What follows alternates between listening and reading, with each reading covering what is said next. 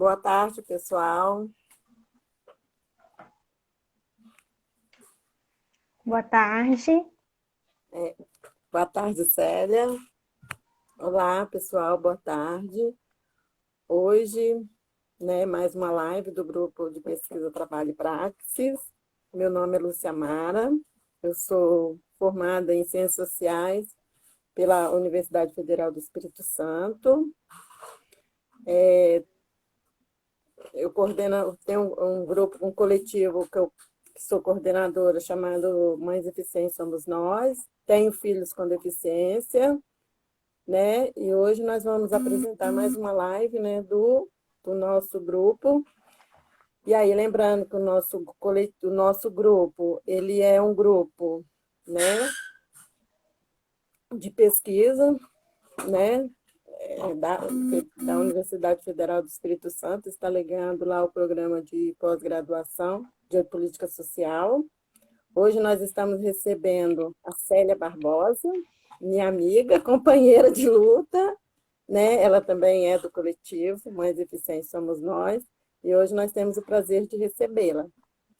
O grupo de pesquisa Trabalho e Praxis, ele é cadastrado no CNPq, vinculado à Universidade Federal do Espírito Santo desde 2017. Ele é coordenado pela professora Lívia Moraes e pelo professor Rafael Belão. É um grupo, né, que trabalha com pesquisa, ensino e extensão. Ele tem o intuito de divulgar as pesquisas em torno da temática trabalho e suas transformações no capitalismo contemporâneo por meio da produção científica e experiência de formação.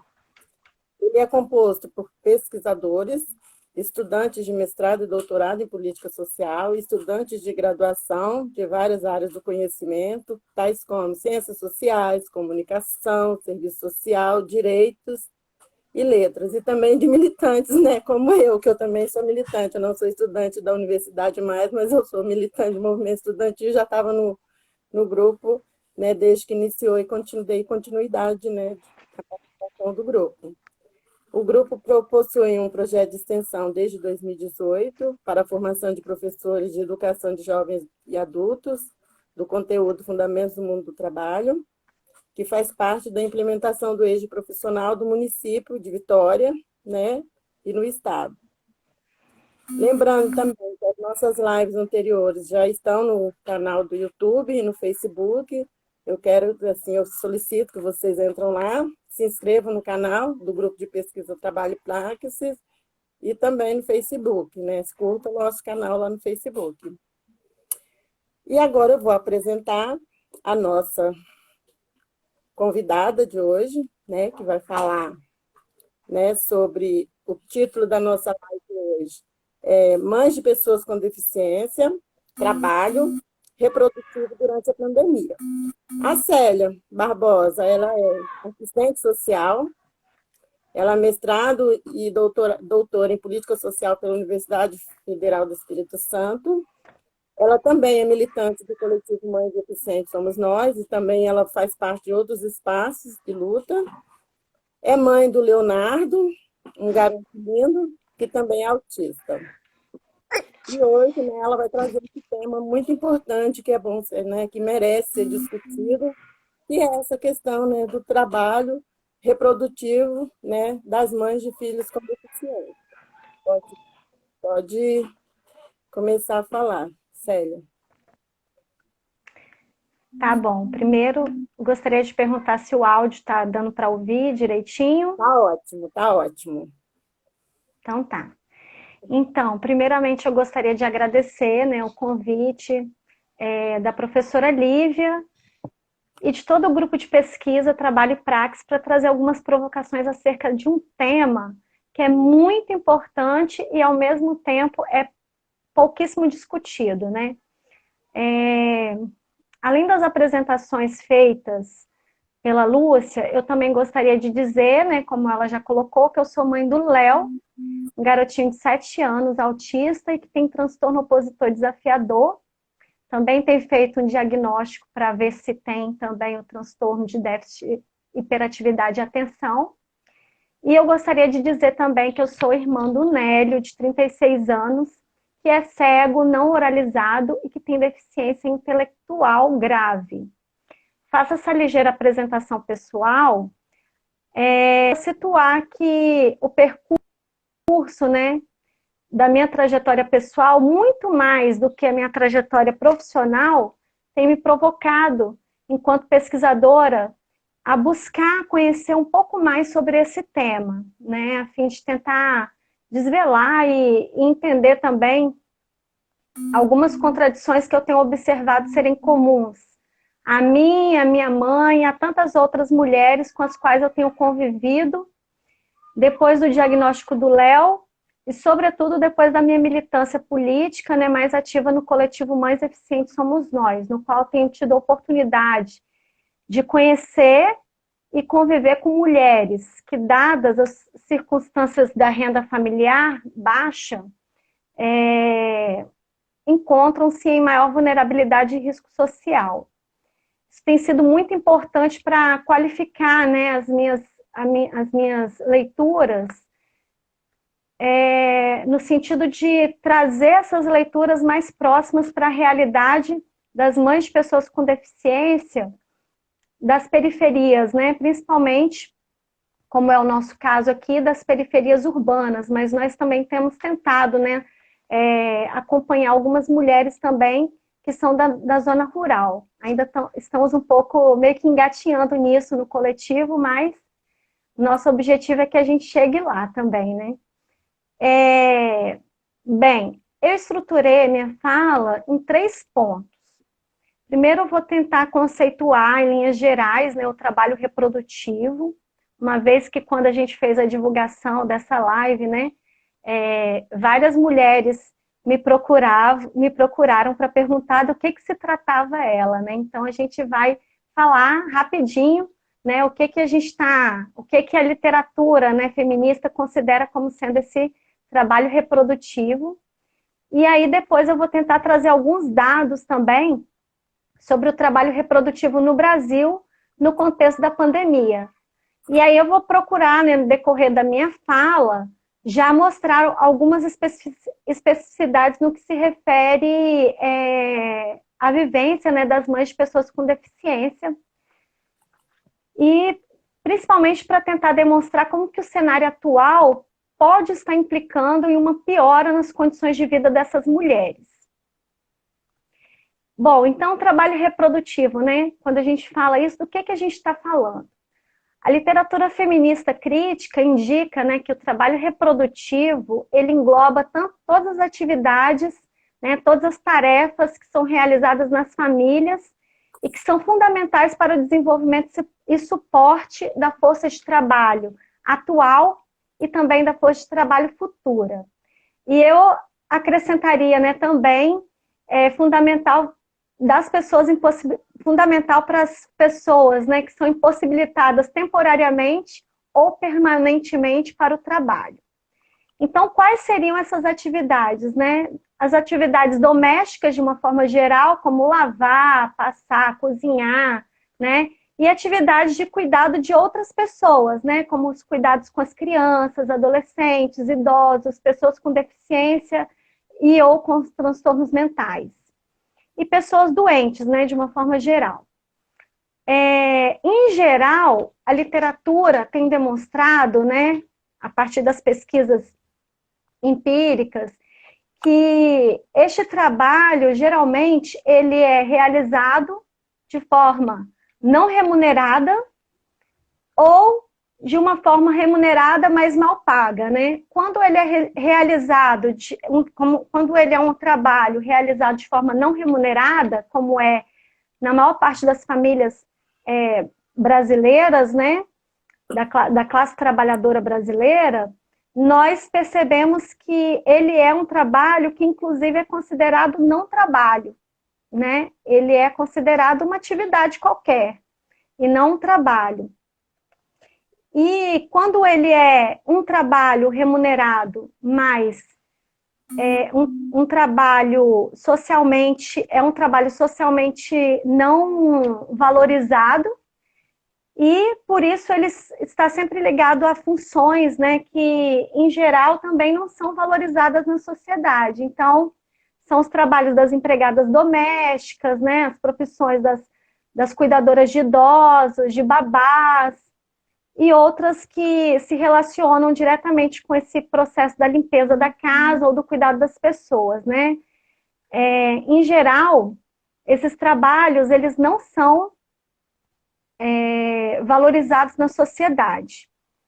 E junto com a desvalorização dessas profissões ou desse trabalho, né, quando inclusive não é exercido como uma profissão, está também imbricado, né, está também relacionada à subordinação que as principais executoras desse trabalho acabam sofrendo, né, que são as mulheres. Então, para o que aqui nos cabe discutir um pouco, né, nessa live, dado, né, o período de tempo curto que a gente vai ter para fazer isso, hoje nós vamos abordar apenas uma forma de trabalho reprodutivo desenvolvido sem qualquer forma de remuneração, que é esse trabalho executado pelas mães, né, pelas mulheres que também são mães. O fato de se tratar de um trabalho não pago, né, às vezes pode gerar aquela ilusão nas pessoas de que é um trabalho que ele não gera lucro ou que ele não movimenta a economia. Mas isso não é verdade. Para a gente ter uma ideia, eu trouxe um dado aqui, vou pegar minha colinha aqui, tá? Que é de um relatório da Oxfam, que saiu neste ano, né? Que o relatório intitulava Tempo de Cuidar, o trabalho de cuidado não remunerado e mal pago e a crise global da desigualdade. Esse relatório, ele apontou que, em termos globais, as mulheres, né, e as meninas dedicam cerca de 12,5 bilhões de horas todos os dias ao trabalho do cuidado não remunerado. Em termos monetários, esse relatório indicou que isso significaria uma contribuição à economia global cerca de 10,8 trilhões de dólares por ano. É muito dinheiro, né, para falar que é um trabalho que não tem valor mercantil. Ele possui um valor mercantil, só que a desvalorização que ele sofre é proposital para que, inclusive, se mantenha essa forma mercantil de relação, né, dos trabalhos de uma maneira geral. Então, segundo esse relatório da Oxfam, as mulheres, né, são responsáveis por 3/4 do trabalho do cuidado não remunerado realizado em todo o mundo. Isso é muita coisa, né? E se a gente pegar isso, né, e trazer para casar isso, né, com alguns outros estudos, eu, por exemplo, para participar dessa live, eu pesquisei alguns estudos, né, sobre o assunto, e teve um dos estudos que eu pesquisei que indicava que 90% do trabalho do cuidado no Brasil é realizado de maneira informal pelas famílias, né? Ou seja, não contam com os apoios do Estado, né? O suporte do Estado. E que desses 90%, ou de serviços, né, pagos, né? E que desses 90%, né, do trabalho do cuidado, 85% é realizado por mulheres. Então, é um dado bastante significativo para nós, né? Pensarmos que falar do trabalho, né, reprodutivo, desse trabalho que as mães, de uma maneira geral, exercem, e as mães de pessoas com deficiência, né, exercem isso de uma forma muito, muito visceral, inclusive, é falar também dessas construções sociais que a gente tem. Não é só a gente considerar, né, as questões biológicas dessa maternidade, é principalmente a gente considerar essas construções sociais do que é essa maternidade e de como que a gente aprende, né, desde pequena a vivenciar essa maternidade, porque isso tem implicações muito sérias para a forma como a gente também se coloca, né, nessa maternidade e as alternativas que a gente vai buscar para estar vivenciando, né, para estar conseguindo vencer os desafios, né, que essa maternidade nos traz. Então, o trabalho reprodutivo, ele tem uma grande importância para o bem-estar do ser humano, né, de uma forma geral. Mas, infelizmente, ele ainda tem sido muito desvalorizado socialmente. E junto com ele, como eu falei, as mulheres, né, que são as principais executoras desse trabalho, também são desvalorizadas. A centralidade das mulheres como executoras do trabalho reprodutivo, ela então tem que ser sempre pensada como produto dessas construções sociais, dos papéis do que é ser mulher e do que é ser homem na sociedade, né? Entretanto, a sustentação, né, ideológica dessa centralidade, ela, como eu disse, está nessa naturalização desses papéis como algo decorrente dessas diferenças biológicas entre os sexos, e não como sendo algo dado, né, pelas construções que a gente tem feito na sociedade. Não é à toa que quando a gente pensa, por exemplo, né, quando a gente coloca o nosso olhar mais focado para a maternidade, por exemplo, é muito comum a gente perceber uma romantização muito grande dessa maternidade, né? E, ao mesmo tempo, também é muito comum a gente perceber uma banalização do abandono paterno, como que se, em outros termos, assim, para eu tentar deixar um pouco mais claro esse exemplo, é como que se todas as mulheres, né, mães, tivessem que ser sempre supermães, porque elas são biologicamente preparadas para isso, e como se o abandono paterno fosse algo natural do homem, e não é. Então, por exemplo, para ficar no mesmo exemplo, mas para trazer um pouco dessas especificidades, né, para como que essa romantização da maternidade pode ser ainda muito mais perverso, né, quando a gente pensa numa mãe de pessoa com deficiência, é que a gente pode pensar que, em geral, essas mães, né, são vistas pela sociedade e também, às vezes, até reproduzem também esse pensamento que eu vou falar, como supermães, né, como mães super especiais, como mães, né, que são muito mais fortes até do que as mães de uma maneira geral. Isso só serve para uma coisa, só serve para trazer mais adoecimento para nós, né, mães de pessoas com deficiência. Uma das consequências que isso pode trazer para nós, por exemplo, é aquela ideia de que a gente tem que ser forte o tempo todo, de que a gente não pode se entristecer, de que porque se entristecer, né, poderia passar uma imagem de que nós não amamos o suficiente nossos filhos, que também, né, são considerados especiais. Ao mesmo tempo, essa romantização dessa maternidade, né, super especial pode também trazer um perigo para nós quando a gente começa a pensar que a gente não pode adoecer, porque, né, nós somos as únicas que conseguimos compreender plenamente, né, as vidas dos nossos filhos, toda a rotina que é necessária para a vida dos nossos filhos. E aí é comum, inclusive, a gente ver uma preocupação entre as mães de pessoas com deficiência, né, entre nós, de que é aquela preocupação de que a gente não tem nem o direito de morrer em paz, né? Aquilo que todo mundo tem como exercendo, acabou o sofrimento, isso gera um sofrimento absurdo em nós, porque a gente sempre pensa, não posso morrer, porque se eu morrer, quem vai cuidar do meu filho, né? Então é uma preocupação muito comum nas vidas das mães de pessoas com deficiência. E isso é algo muito sério, porque tira de nós o direito da gente, inclusive, pensar na gente como ser mulher, né?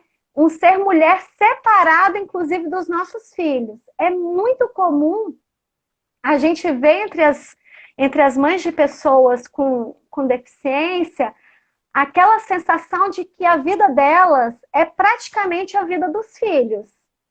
Não existe uma vida, né, fora daquela maternidade. E isso é muito perigoso, né, porque traz um adoecimento muito grande para nós.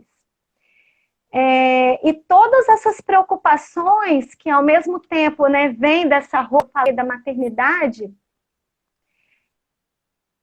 ela também são preocupações muito concretas, né, que não estão só nessa romantização, elas são muito concretas porque, de fato, nós somos as cuidadoras principais, porque, de fato, a maior parte dessas mães, elas não têm outra pessoa, né, para dividir esse cuidado, né, do filho, porque, de fato, quando se morre, né, muitas dessas pessoas com deficiência acabam sendo relegadas aos maus tratos. Então, são preocupações concretas, né, que nós temos.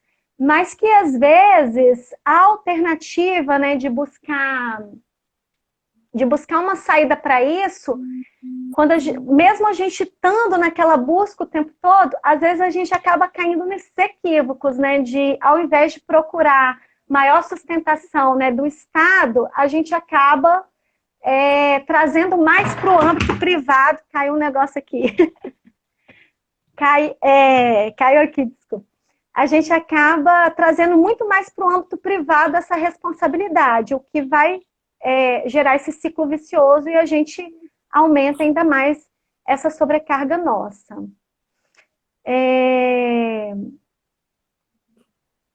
Então, a sobrecarga emocional que nós temos, ela é gigantesca, né? E tem levado muitas mães de pessoas com deficiência ao adoecimento mental. E muitas dessas mães, isso também é importante falar, além de estarem, né, nesse adoecimento mental e também até físico, né, que a gente tem muitos relatos disso, elas também não estão sendo acompanhadas por profissionais de saúde. Então, é um adoecimento vivenciado, né, no interior dos seus lares, sem ter uma rede de apoio para compartilhar esses sofrimentos gerados e que tem gerado nessas mães tantas angústias que não é incomum a gente ver, por exemplo, muitas mães de pessoas com deficiência sofrerem com depressão e algumas chegando, inclusive, no extremo, né, de verem no suicídio a única alternativa, né, para estar saindo desse processo de adoecimento. Então, isso seriam algumas primeiras reflexões que eu gostaria de trazer. Não vai dar para a gente entrar muito nesse debate, né, teórico sobre o processo de naturalização dos papéis sociais atribuídos ao homem, né, e à mulher, e nem também sobre esse trabalho reprodutivo, mas eu considero que é importante a gente ter dado essas primeiras pinceladas para a gente poder também estar entrando em alguns dados da realidade para a gente estar avançando um pouco nesse debate. A pandemia pelo Covid-19 e principalmente, né, essa necessidade de fazer esse distanciamento social como medida, né, mais eficaz, como tem sido demonstrado por várias pesquisas no mundo, como medida mais eficaz para conter, né, um pouco do avanço desse vírus e também evitar um pouco, né, o colapso dos serviços de saúde. Ao mesmo tempo, essa pandemia, ela escancarou bastante um processo de desigualdade social, sexual e racial que nós temos visto no Brasil, né, que nós percebemos, né, no cotidiano, né, e como as pesquisas também têm demonstrado. Então, também é óbvio que esse contexto, ele vai trazer uma piora para esses quadros, né, de desigualdades que já são muito comuns e muito marcantes na nossa sociedade, né. Então, também o aumento do desemprego, a precarização do emprego, né, com as perdas salariais tão significativas, né, às vezes com perdas de 50% da renda, 70% da renda, né, esse tal desse home office, o aumento, né, de atividades envolvidas na informalidade, né, pelas famílias, e ao mesmo tempo um cenário que a gente precisou de ter a paralisação desses serviços públicos, né, e privados também, né, por exemplo, na educação.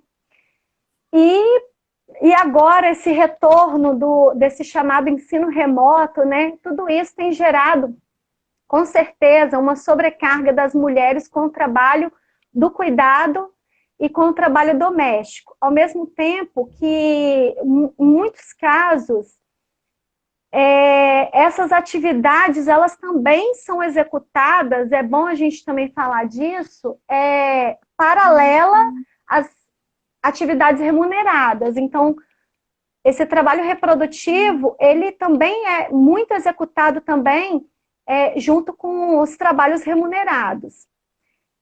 Por exemplo, é importante a gente trazer isso porque os dados do IBGE indicam, né, os dados mais recentes indicam que mais da metade das famílias brasileiras são chefiadas por mulheres, né? E isso, num contexto de pandemia, né, em que a gente tem que ficar isolada, isso tem, assim, muitas consequências nas nossas vidas. Por exemplo, uma das coisas que tem sido muito colocadas, né, nas mídias massivas é que o contexto trouxe, né, um aumento muito grande, por exemplo, da violência doméstica. Então, isso são coisas que a gente também tem que pensar um pouco, né, quando a gente vai falar desse trabalho reprodutivo durante a pandemia. Significa vivenciar com todos esses processos ao mesmo tempo, né? Quando se trata de mães de pessoas com deficiência, esse sofrimento pode ser ainda maior, né? Porque são mulheres que muitas vezes não têm, inclusive, os parceiros, né? São mulheres ou parceiras, são mulheres que muitas vezes não são contempladas com o BPC. Então, todas essas questões também precisam ser trazidas para análise quando a gente vai falar de como que está a vida dessas mães de pessoas com deficiência durante a pandemia. Então, só para a gente clarear um pouco isso, o número de mães solo, por exemplo, no Brasil, pulou de 10,5 milhões para 11,6 milhões no período de 2005 a 2015, conforme os últimos dados do IBGE. Das famílias comandadas por mulheres, 56,9% vivem abaixo da linha da pobreza. Isso é muito grave, né? 5,5 milhões de crianças não têm sequer o registro do pai na sua certidão de nascimento. Essas mulheres possuem uma jornada contínua. Não é uma jornada dupla ou tripla, como muitas pessoas falam. É uma jornada que começa quando essa mulher acorda e termina apenas quando ela dorme. E o cenário piora. Por exemplo, quando nós pegamos um dado aqui da ONG, deixa eu pegar aqui minha colinha, da ONG Rede Nossa São Paulo, ela aponta que 33% das mulheres que moram na capital, né, de São Paulo, não possuem qualquer rede de apoio, ou seja, cuidam dos seus filhos sozinhas. Então, num cenário normal, sem pandemia, a maternidade por si só já é bastante cruel com as mães solo, né? E imagina para as mães solo e mães de pessoas com deficiência. Isso ainda é muito pior. Eu vi alguns relatos de mães, por exemplo, de mães de autistas lá no início da pandemia, né, falando um pouco do distanciamento social, que elas diziam assim que o distanciamento social é difícil para você. Imagina para nós que vivemos isso sempre. Elas colocavam assim, né? Esses relatos, eles sempre tinham um caráter muito comum de tentar chamar a atenção um pouco dessa sociedade, né, para essa questão de que as mães de pessoas, as famílias, né, de pessoas com deficiência, e eu vou colocar sempre as mães como sendo tendo essa centralidade, porque são as principais cuidadoras, então sofrem mais, essas famílias não possuem apoio nenhum. Ou, quando muito, elas possuem apoios assim, de maneira muito pontual, né, de alguns familiares, ou de alguns serviços que essas famílias também acessam. Não é muito incomum, por exemplo, mães de pessoas com deficiência relatarem, por exemplo, que elas não encontram apoio até mesmo junto aos seus familiares. A gente vê isso muito no nosso cotidiano, lá no coletivo que a gente participa, né? Então, são situações que são muito difíceis já num contexto de normalidade da vida, né? E aí, num contexto assim, de exceção, numa pandemia, isso vai trazendo mais e mais sofrimentos para as mães de pessoas com deficiência. Só para a gente ter uma ideia, o censo de 2010 já apontava uma população com deficiência de 45 milhões, que representava naquela época 24% da população brasileira. Dessas 45 milhões de pessoas com deficiência, 15 milhões se encaixavam nas variáveis que o IBGE chama de grande dificuldade e não consegue de modo algum, ou seja, são pessoas que possuem um comprometimento significativo, pouca autonomia ou nenhuma autonomia para realizar as atividades cotidianas necessárias para a sua sobrevivência.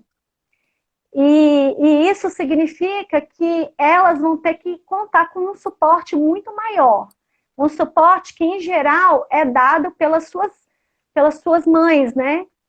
E olha que lembrando que esse censo não trazia ainda os dados, não trazia os dados do autismo, né? Então esse dado ele ainda pode piorar. Então assim, é muito óbvio para mim, eu acho que eu poderia até arriscar assim, sem medo de errar, que o contexto de isolamento trouxe uma piora muito significativa nas condições dessa mulher desenvolver esse trabalho do cuidado.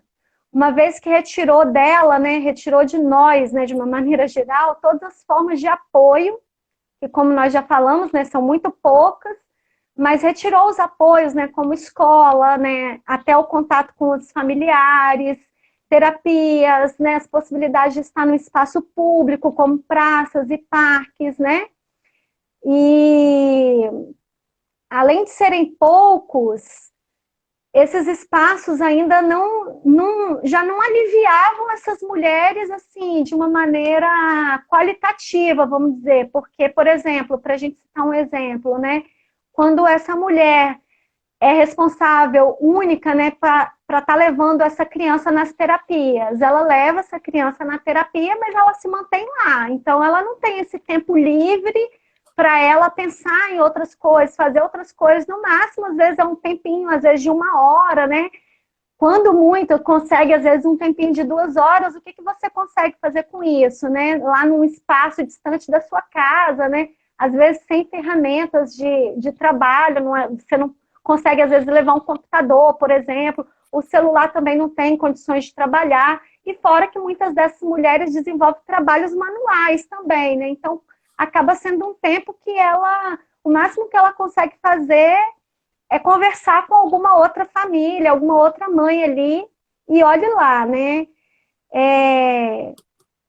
Então, não é também um distanciamento, né, daquele que, olha, né, você vai estar cuidando, né, desse apoio, está cuidando daquela criança, e eu estou aqui sossegada, né, tranquila, assistindo um seriado ou fazendo alguma coisa de lazer. Não é nada disso, né? Então, a sobrecarga física e emocional que a gente tem é muito grande, né? Que as mães de pessoas com deficiência têm é muito grande. E sem contar, né, que muitas dessas famílias vivem com uma renda muito baixa, né? Como eu falei, né? Algumas têm acessado o BPC, outras, né, não conseguem acessar o BPC e acabam vivendo com rendas informais, né? Então, tudo isso, assim, gera essas angústias, né, nessas mulheres que também são mães de pessoas com deficiência. Eu também trouxe aqui alguns dados para a gente tentar visualizar. Lúcia, é bom você também me dando aqui alguns toques, assim, em termos de tempo, porque eu não tenho relógio aqui, meu celular não está aparecendo aqui as horas para eu conseguir controlar um pouco isso, né? Mas eu acho importante também trazer alguns dados. 5 minutos. Não estou ouvindo. Mais 5 minutos. Ai, meu Deus. Bom, são 5 minutos. Ai, meu Deus. Eu acho que deu um BO aqui. o microfone, o meu microfone, você está me ouvindo? Eu não estou te ouvindo. Tô te ouvindo. Deixa eu colocar o microfone. Não, Tá, eu tô te ouvindo. eu não estou te ouvindo. Deixa eu tirar aqui. Acho que porque alguém ligou aqui para mim, eu acho que desativou o som. Eu também Ó, tô fazendo besteira. o problema não é no meu fone, que eu tirei aqui. Não, é aqui. Ai, deu BO. Ai, meu Deus. Pode continuar, pode continuar. Vamos tentar seguir. Pode seguir ou tem que. Ou já deu tempo aí? 5 minutos. 5 minutos? Vamos tentar seguir aqui então. Eu trouxe alguns dados aqui também do relatório de uma pesquisa realizada por duas organizações, a Gênero e Número e a Sempre Viva Organização Feminista, que coletou alguns dados, né, entre os dias 27/4 e dia 11/5 desse ano. Essa pesquisa ela contou com 2.641 respondentes. Essa pesquisa demonstrou que 50% das mulheres brasileiras passaram a cuidar de alguém na pandemia. Consideradas apenas as mulheres que vivem no meio rural, esse número subiu para 62%, sendo que as mulheres mais afetadas, né, conforme o relatório da pesquisa, foram as mulheres negras. Entre as mulheres responsáveis pelos cuidados de crianças, idosos ou pessoas com deficiência, 72% dessas mulheres indicou que aumentou ou que aumentou muito o trabalho de monitoramento e o trabalho de fazer companhia. 41% das mulheres seguiu trabalhando de forma remunerada, isso em condições pioradas, né, como eu já falei, realizando um trabalho remoto que amplia a jornada de trabalho ou fazendo trabalho informal. Ou seja, esse trabalho do cuidado, além de ser realizado paralelamente ao trabalho remunerado, no contexto do isolamento ainda encontra essa situação ainda mais adversa, né, piorada também com o aumento do trabalho doméstico a ser executado, uma vez que as pessoas estão ficando bem mais tempo em casa. 40% das respondentes consideraram que a situação de isolamento social colocou a sustentação da casa em risco.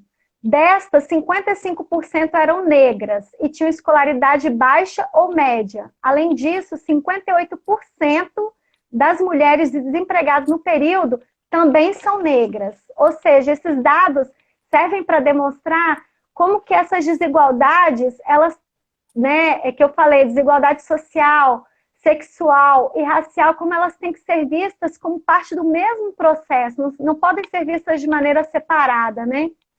Metade das respondentes afirmaram acessar algum tipo de benefício social ou programa de transferência de renda que não estava relacionado ao auxílio emergencial, ou seja, 50%, né, dessas mulheres estão numa situação de pobreza ou de miséria, né, porque as mulheres que acessam esse benefício é dessa faixa de renda, né?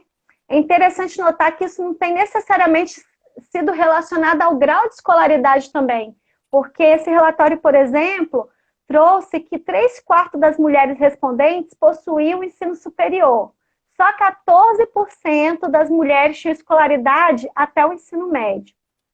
Então, esses são cenários assim, bastante preocupantes, né? No que se refere, rapidinho, só para finalizar, no que se refere, né, ao trabalho doméstico, ao trabalho do cuidado não remunerado, essa pesquisa trouxe algumas questões importantes para a gente conversar aqui nesse debate. 47% das respondentes afirmaram ser responsáveis pelo cuidado de outra pessoa. A maioria, 57%, indicou que é responsável pelo cuidado dos filhos, 6,4% pelos filhos de outras pessoas e 27% são responsáveis pelos cuidados de idosos. 3,5% indicaram ser responsáveis por pessoas com deficiência. E olha só que coisa mais absurda, 14% das respondentes afirmaram ser responsáveis por pessoas adultas saudáveis, que não possuem qualquer deficiência e que também não estão doentes. Então, isso são coisas que a gente tem que ficar atenta, né? Porque diz respeito a esse papel que a gente tem estado enquanto mulher, né? Sendo levadas a cumprir, mas que não é um papel natural nosso, é um papel que ele tem sido imposto a nós, né?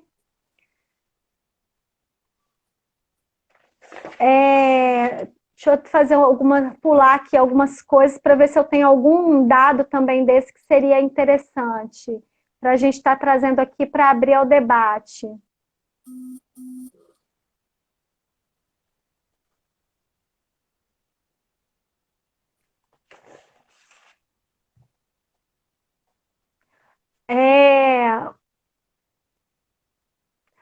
Eu achei interessante também um dado que apontou que 35,7% das respondentes indicaram ser as únicas responsáveis pelo trabalho doméstico e do cuidado nas suas famílias, e, ao mesmo tempo, 50% das respondentes que tinham apoio, né, antes do isolamento, apontaram que com o isolamento elas não tiveram mais esse apoio, elas visualizaram uma redução nesse apoio, né?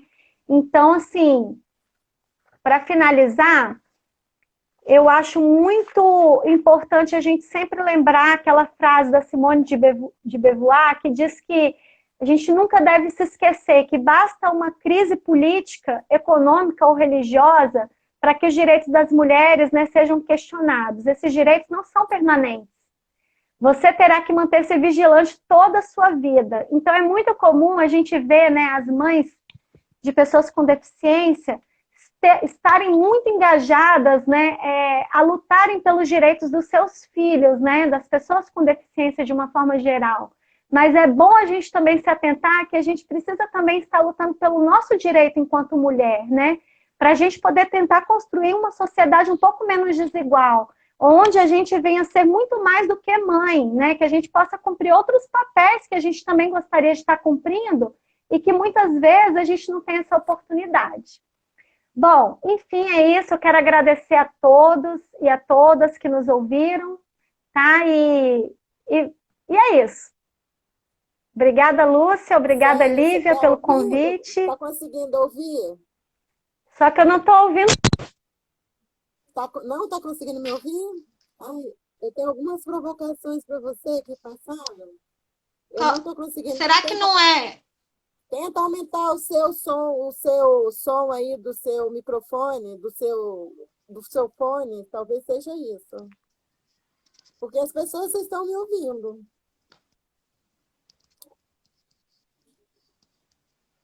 Você está com o celular?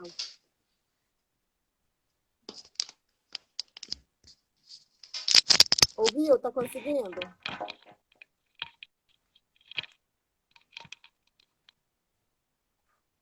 Tá conseguindo ouvir? Nossa. Tá conseguindo me ouvir agora?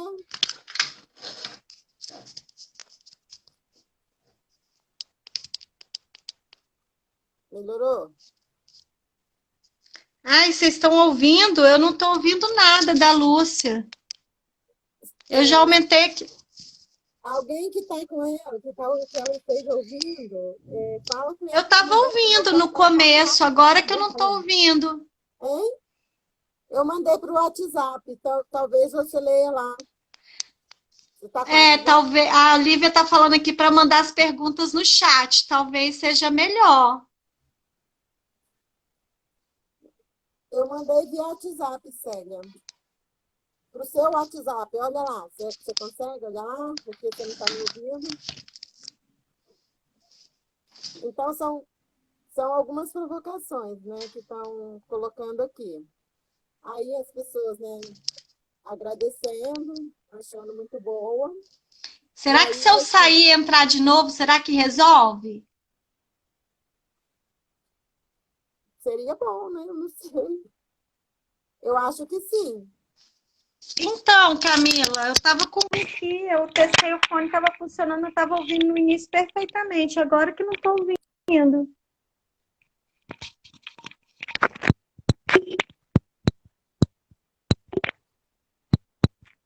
Conseguiu ouvir? Tá ouvindo? Poxa, tem algumas. Tá ouvindo? Conseguiu?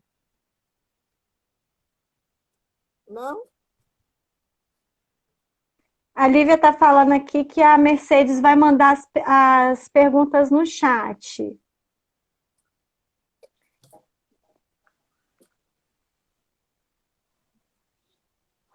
Tem como mandar?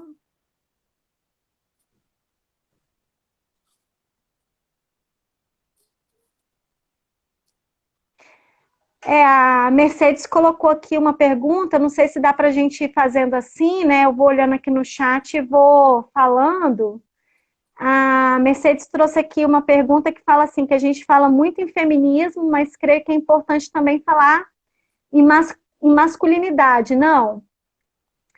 Então, quando a gente fala de feminismo, a gente vai estar falando da construção dessa masculinidade também. É importante também que não sejam só as mulheres, né, que venham sempre estar trazendo esses debates. É importante que os homens também comecem, né, a fazer esses debates da construção dessas masculinidades, né? Nós vemos sempre muitas mulheres falando e poucos homens, né, trazendo essas contribuições, assim, de estarem pensando como que essas masculinidades, a construção dessas masculinidades, elas podem ser muito tóxicas, né? Aí aqui os homens precisam muito pensar sobre a sua própria condição. Eu concordo que os homens têm que pensar sim, porque vejo que a gente acaba pensando muito mais, né? As mulheres acabam produzindo e pensando muito mais do que os homens.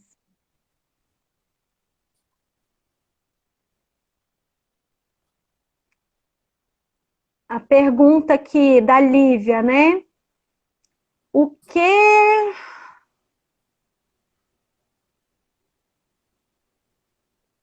que ao fim das contas, né, o Estado deve proporcionar como política social para as pessoas com deficiência e para as mães de pessoas com deficiência?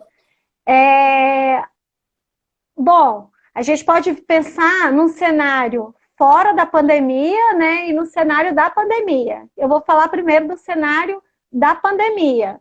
Nesse cenário, a gente tem construído, enquanto coletivo, a necessidade do Estado está possibilitando um apoio às famílias de pessoas com deficiência, né? E está, inclusive, utilizando, como a gente tem falado, está sendo falado muito do ensino remoto, então está se utilizando, inclusive, né, desse espaço da escola, né, como uma possível mediadora desse apoio, e não como tem sido feito, porque o que a gente tem visto é que eles querem que a gente engula mais um trabalho, né? Que a gente aceite mais uma forma de trabalho, de cuidado, que para a gente ainda pode, que no caso das mães de pessoas com deficiência, pode aumentar ainda mais essa sobrecarga, porque quando você fala de ensino remoto, por exemplo, tem que pensar que no caso das pessoas com deficiência, esse ensino ele tem que ser todo adaptado. Então, ele também requer das pessoas que vão estar aplicando, né, esse ensino à pessoa com deficiência, uma capacitação técnica muito grande, que essas mães não possuem, né? E aí essa sobrecarga, dessa obrigatoriedade de realizar essas atividades, ela tem um efeito muito perverso sobre nós. A gente já tem acompanhado, né, Lúcia, lá no nosso coletivo, como que isso tem gerado um estresse muito grande, um adoecimento muito grande para as famílias, assim. Então, o que a gente acredita que tem que ter nessa situação, por exemplo, do ensino remoto, é que primeiro não seja ensino remoto, né? É que a gente passe a olhar para esse espaço da escola para além de uma educação formal, inclusive, para um espaço que ele também traz construções educativas que são além das questões pedagógicas. Então, que ao invés de ficar enviando, por exemplo, atividade, né, A, B, C, D, para uma criança ser alfabetizada, que se pense com essa família de estar fazendo atividades de brincadeiras, como que essa criança pode aprender a brincar, como essa criança pode aprender, né, nesse contexto, por exemplo, as atividades da vida diária, se vestir, se trocar. E isso não é visto, às vezes, como sendo atividade pedagógica, né? Então, isso são algumas questões que eu acho que a gente poderia pensar, se for pensar o ensino remoto. Se for pensar, por exemplo, fora do contexto da pandemia, e a outra coisa também no contexto da pandemia é esse apoio psicológico às famílias, né? Então, apoio do Estado, né, com oferta de serviços, né, psicológico para essas mães, com também a oferta de serviços, né, que as consultas, por exemplo, que a gente precisa acessar, que os nossos filhos precisam, não sejam vistas como consultas eletivas. São coisas que a gente já tem lutado já, mas que às vezes tem sido muito vista de uma forma muito imprópria, né, pelos gestores, né? A gente já tem provocado isso em várias reuniões que a gente tem estado. E fora do contexto da pandemia, a gente tem que pensar em redes de apoio mais efetivas, né, para essas famílias, que que tire um pouco dessa centralidade do cuidado na figura materna, né? Que dure mais tempo, né? Por exemplo, quando a gente pensa, por exemplo, nas terapias, a gente tem às vezes um quadro, né, que coloca, por exemplo, que uma criança ela vai fazer uma terapia na segunda-feira por 30 minutos de fonoaudiologia e depois na terça-feira ela vai voltar e vai fazer 30 minutos, 1 hora de psicopedagogia. E isso vai ocupando as mães de uma maneira que elas também não têm tempo nenhum. Então, seriam algumas coisas, né? Aumentar também essa questão das possibilidades de acesso, né? Esses rendimentos, né? Por exemplo, os benefícios sociais como o BPC, aumentar também as questões que não esteja só ligada à questão da renda, né? Porque o BPC ele tem aquele corte de renda, né? Então, se você ultrapassou um pouquinho aquela renda, você já não vai alcançar mais o BPC, sendo que, às vezes, a gente vê muitas famílias de pessoas com deficiência que não têm acesso ao BPC, mas que precisariam de ter acesso ao BPC, porque elas têm um custo altíssimo, né? De saúde, de educação, de transporte, às vezes, quando não consegue também o acesso ao passe livre, enfim. São muitas políticas que a gente deveria pensar. Aí tem aqui mais uma pergunta. Se a mulher não se impor desde o início da relação, ela será sempre explorada, mas algumas foram criadas assim, em alguns homens também. Daí onde existe um folgado, existe sempre uma estressada. É um comentário, com certeza. Com certeza. Fala um pouco mais do coletivo de vocês, como fazer para contribuir na luta. Eu vou deixar essa pergunta para a Lúcia falar, né? Eu acho que a Lúcia tem mais propriedade de falar dessa pergunta do que eu. Pessoal, está muito interessante, mas vai acabar daqui a pouco. Eu gostaria de perguntar se a gente pode fechar essa live aqui, né, e começar de novo, porque tem algumas contribuições que a gente pode fazer, e surgiu essa pergunta, né, em relação ao coletivo. Não é uma pergunta muito que depende de não está aparecendo para mim o som da Lúcia. E aí eu peço a vocês, que vai acabar a live, aí a gente salva isso aqui e entra de novo para responder as perguntas, contribuições que fizeram, né? Que, como a Célia não está ouvindo, é melhor a gente fechar essa e entrar de novo. Pode ser? Concordam? Tudo bem? Aí agora a gente encerra e volta de novo. Tudo bem? Tá.